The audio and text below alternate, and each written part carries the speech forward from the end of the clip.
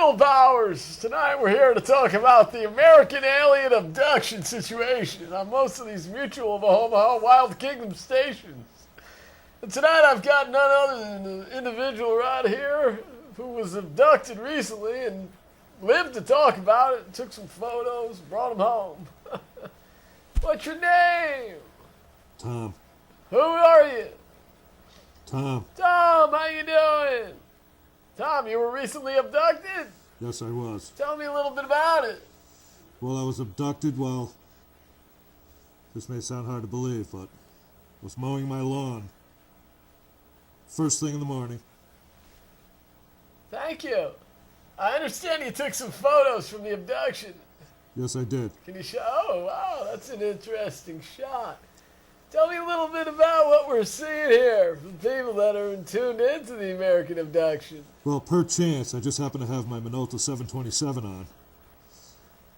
And I got this beautiful shot. This beautiful shot here really enticed me because I believe these are wonderful, wonderful little situations there.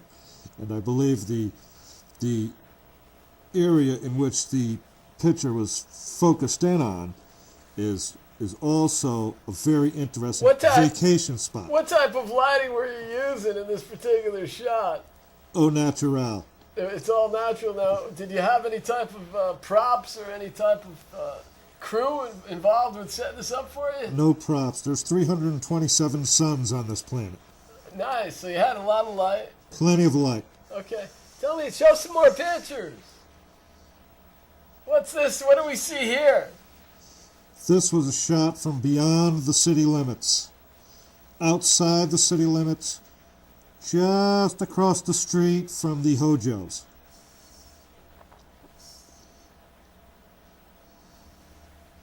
I thought it was wonderful. I thought it was a beautiful picture. I thought that I might even be put up for a Pulitzer. I understand you have some other shots. Many. Several. This shot here I was very impressed with. When I initially saw it, I cropped it. Finally, this hole showed up, which explained to me the reason why I lost consciousness right as I was about to go through this hole in the big cigar-shaped spaceship.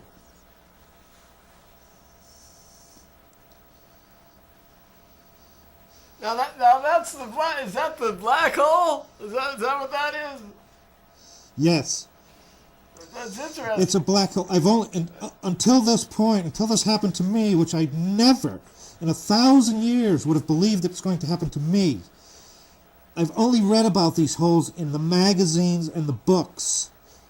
This hole is real, everyone. It is real. You must understand, this hole is real. There are other people much smarter than us up there, and they're like the bullies in high school. If you can believe it or not, they're like the bullies in high school. Now tell me, what else you got? What do you got for us? This picture here, I'm going to be honest with you. Everybody says they're little green men. The guys that took me, they had to be 6'4", 6'5". These guys could have played on USA Olympic basketball team. I'm not kidding you. I'm not kidding you. 6'8"? Easily. And this egg here, Some of them I wish I could have been able to go stand near this egg because I'm not half as big as this egg. Who knows what's in that egg? I have no idea what's in that egg. What's the bright light emanating over your head there? Well, that's one of the 327 suns. Okay. Fair enough. All right, now let me ask you some particular questions. What's your name again? I forgot. Tom. Tom, why are you still wearing the mask? Is that to protect your identity? I'm frightened. I'm frightened for my life. I have a phobia of suffocation. I'm afraid of suffocation. I never want to be removed from this beautiful oxygen-enriched planet in which we live. And this helps me breathe. So it has nothing to do with a spaceship, space getup, or anything like that? You just decided Oh, absolutely. Yes. Listen to me. You're wearing that still for what reason? Is this a decontamination situation? Well, it's kind of... if they come and take me again, I am prepared. So now it's more of a paranoia, psycho, Yes, schizophrenic absolutely. situation. Yes, yes. So you have some type of delusional, Well, paranoid. I was told when I was going to come up that you weren't going to make fun of me. I was told that. I was promised that, and delusional is a very strong word, sir. It's very strong. I'm sorry, you have an anxiety disorder. Is that correct? Yes.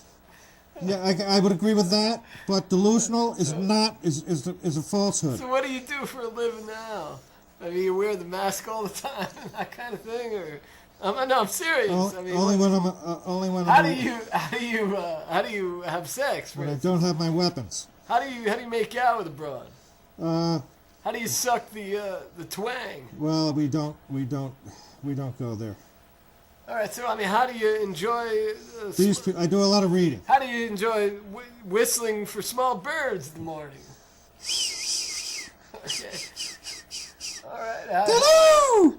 How do you blow bubbles when you're chewing gum? Well, I don't enjoy gum anymore.